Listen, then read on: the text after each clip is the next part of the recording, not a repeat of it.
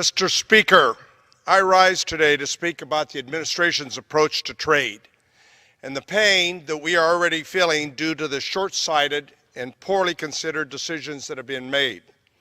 Since the administration announced its plans in March to use wide-ranging tariffs to address trade imbalances, I have been warning the President and the nation that this is a wrong-headed approach. So many of my colleagues from both sides of the aisle, I believe, agree. And we all want to see American jobs secured and increased opportunities for our economy. That is without doubt. But raising broadly defined tariffs will do, I believe, just the opposite. We all know, or at least most of us know, that the most likely effect of raising tariffs will be other countries adjusting their trade measures to protect their economies and their industries and their workers. Let's realize that in a global economy that we live in today, most countries have leverage. I hope the President realizes this. And what happens as a result? We have a trade war. That's where we're going. And I've been saying since March, no one, Mr. Speaker, no one wins in a trade war, which is why both Republicans and Democrats have publicly expressed grave concerns with the administration's tariff-based approach to trade. But beyond the warnings and concerns, Mr. Speaker, we're now feeling the negative impacts of the administration's approach. Without a doubt, our country is beginning to engage in these stages of a trade war.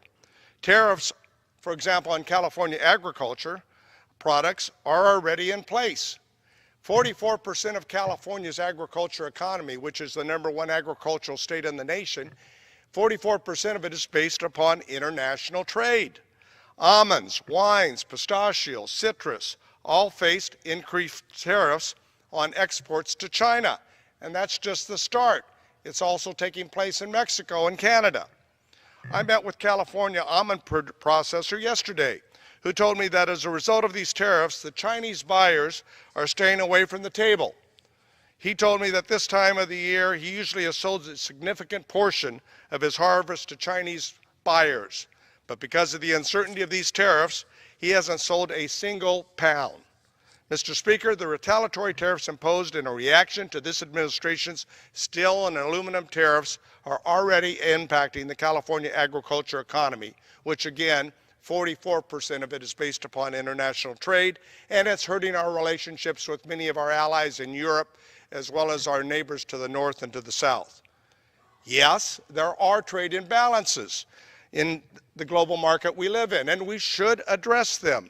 There is bipartisan agreement we should address them. But the way to address these trade imbalances is through successful renegotiation of NAFTA, negotiating trade agreements with our European and Pacific Rim allies. That's the way to deal with the trade imbalances. We cannot address trade imbalances or arrive at mutually beneficial agreements through trade wars, plain and simple. What's more, the President and the Congress must work together on trade agreements. Based upon where we are today, it looks like it will require us in Congress to reassert our constitutional authority and responsibility to regulate international trade agreements. That's part of our job. This will take hard work, bipartisan negotiations, and serious policy deliberations, which in turn requires that we overcome our partisan division and come together as America's Congress. I call on my colleagues today to join me in real negotiations, in real bipartisan work, and the type of policy deliberations that our nation needs and that America deserves. We can do this and we must do this.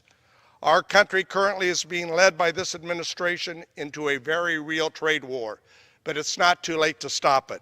And it's Congress's responsibility, frankly, to say, time out. Let's sit down and work together with our allies in Europe, our neighbors to the north and to the south of us, and in the Pacific Rim, to do what's right. And that is to ensure that we protect American workers, American industries, American agriculture, and yes, that we don't engage in a trade war that will lead to no good end. We can fix this trade imbalance, and we should, and we must assert ourselves. I yield back the balance of my time.